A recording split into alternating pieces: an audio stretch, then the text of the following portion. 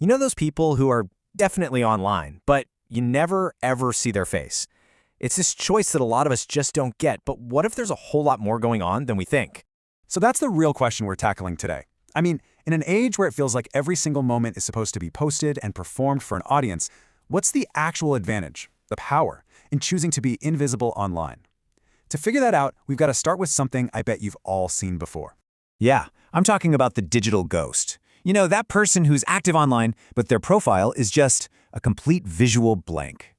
Come on, you know exactly who I'm talking about, right? It might be a friend, someone you work with, maybe even your cousin. They're on social media, they'll comment, they'll like stuff, they'll share articles, but their profile picture, it's a sunset, or a cartoon character, or just that default gray silhouette, and their photo album is totally empty. And what happens? Our brains we immediately jump to conclusions, don't we? We see that and think, oh, they must be really shy, or maybe they're just super insecure about how they look. Or, our minds go to a darker place. Are they being secretive? What are they trying to hide? These are the easy assumptions, and they're almost always negative. But what if we've been looking at this all wrong? This is where it gets really interesting. On one hand, you have that typical kind of judgy view. They're insecure, antisocial, hiding something. But look at the other side. What if that choice has nothing to do with weakness and everything to do with being deeply confident, self-aware, and completely in control? And that is the hidden advantage we're going to get into. See, this isn't a story about hiding from the world. Turns out, it's actually a story about a really unique and powerful kind of inner strength. So here's a big twist. That decision to keep personal photos off the grid, it often comes from a really deep well of internal confidence. It's basically a sign that a person's sense of self just isn't tied up in their digital image. They don't need you to see them to know exactly who they are. Now, this confidence isn't just some vague, fuzzy feeling. It's actually built on two very specific, very real psychological strengths. So let's pull back the curtain and see how this quiet power really works.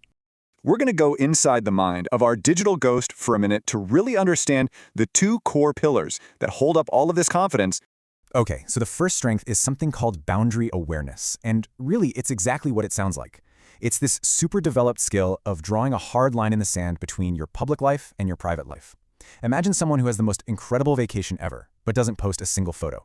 That is boundary awareness in action. It's a conscious choice that basically says, this moment, this one's for me. It's not for an audience. And the second strength, oh man, this one is huge. It's having a low external validation dependence. Think about what that really means.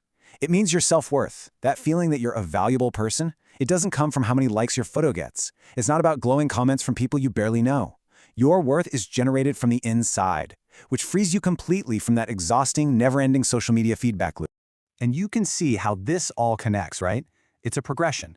First, you build that strong boundary awareness. Then, you lower your need for everybody else's approval. And when you do those two things, you get to something incredibly powerful, a state of true identity stability. And let me tell you, that is the ultimate advantage. Because it all boils down to the power of real self-control. It lets you master your digital identity, instead of letting your digital identity master you. So what exactly is identity stability? Well, it's having a sense of self that is so solid, so consistent, it's like an anchor in a storm. It just isn't affected by the latest online trend or whatever social pressure is swirling around. Your identity is locked in, right inside you, not floating around in the changing opinions of the digital crowd. It's a kind of psychological freedom, really. And this quote just nails it, doesn't it? In our culture, where everything is screaming, look at me, the quiet, deliberate choice to say, nope, you don't need to see me, that's not an act of fear. It's a profound act of self-control.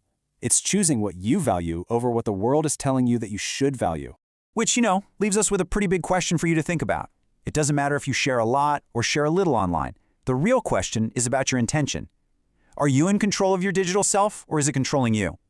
Because in the end, it's all about deciding where your power really comes from inside yourself or from the applause of the crowd.